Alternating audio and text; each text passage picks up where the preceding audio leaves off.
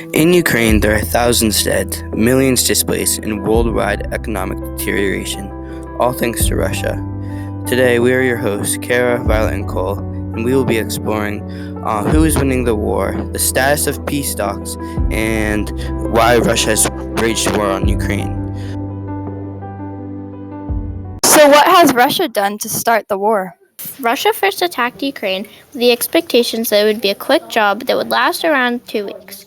According to NATO, the Russian soldiers were told to pack their celebration uniforms for when they were going to parade around in the streets after they won. As the whole world has noticed, it has not been a 2-week thing. And with Ukraine fighting back, Russian attacks have gotten more and more deadly. Currently, Russian troops are invading Bakhmut, Ukraine. This battle is considered to be one of the bloodiest of all Russian attacks so far. Although the majority of the world sees Putin as the enemy, Russia has lots of help getting materials, with China, North Korea, and Iran supplying them with weapons and political support. While Ukraine has taken back lots of land in the past few months, Russia still has taken over lots of places, including all of Luhansk, Crimea, Kherson, and most of Donetsk and Zaporizhia. So Russia has done all of this to Ukraine, but how has Ukraine reacted? This may turn into a much bigger war due to how strongly Ukraine has fought back. Russia has given the entire world threats such as huge things like bombing and attacking, and even going to the point of threatening with nukes.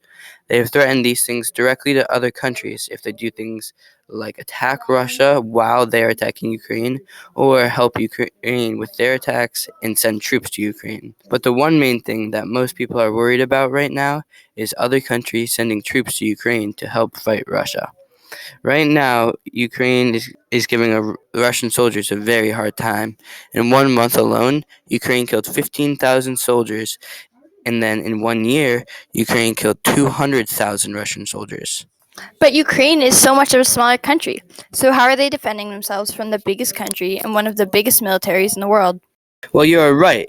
They are much stronger than what the Russians originally thought, but the Ukraine is a much smaller country and can't supply themselves forever.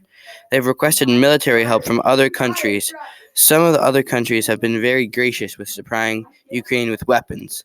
Poland even went to the extent to give Ukraine 12 fighter jets, which has really angered Putin. But the war has gone to the point where Ukraine needs more numbers if they really want to fend off Russia. But the problem is that other countries can't send troops without starting a much bigger war. If the US or Poland does much more than what they have already done, the Russian threat will become a reality. Russia will attack or bomb the country, and then that will be taken as an act of war. Then NATO will be used for its original purpose for the first time ever. And Russia and NATO will have a huge, full-out war, and countries will be forced to take sides. China, who has the largest military power in the world, will most likely take Russia's side. Those two countries fighting NATO will end up resulting in the biggest war in history, causing World War III.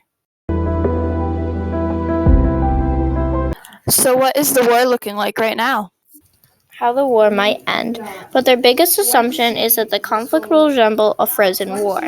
While each aspect of the war has its own twists and turns, a visible victory for either side is unlikely. And if there were possibilities of such, they would have probably already happened. While 47% of people are currently being affected by the war want it to end in peace, it is more likely that the war will simply go on, with neither resulting in a win and the conflict to go silent. Experts are saying this is because each time one side has made an attack, the other side has sprung back and made a bigger dent to the opponent. As mentioned earlier, Russia originally expected to take control of Ukraine in less than 2 weeks. It has now been a year since the first invasion, and each side is experiencing intense consequences, and Ukraine is putting up a good fight back to Russia.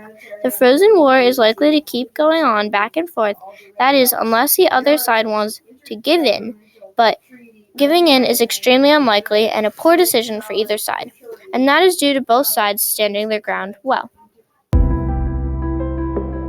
Has peace been considered anytime soon? How is that looking? With all the chaotic mentions of a frozen war, a World War III, and all that has already happened so far, people are starting to ask the question, how will the war go down? Many people are hoping for peace to come, but serious peace talks are extremely difficult in this situation. Each side has opposite wants.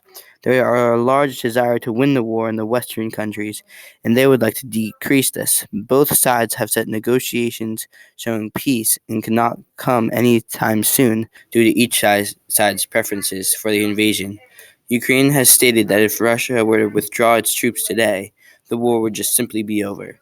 But if Ukraine stopped fighting, Russia would take full control of Ukraine and the world war would be over that way.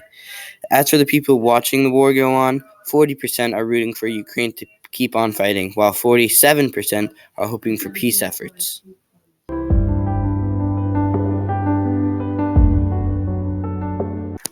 So, what are your overall thoughts about who is going to win the war? Well, with everything going on, including the frozen war and peace talks being very difficult to envision, we don't see an end in the near future. As of right now, the best outcome for it is to end in peace and with no clear winner. However, we are sure that Ukraine and its people will continue to fight to win back their country.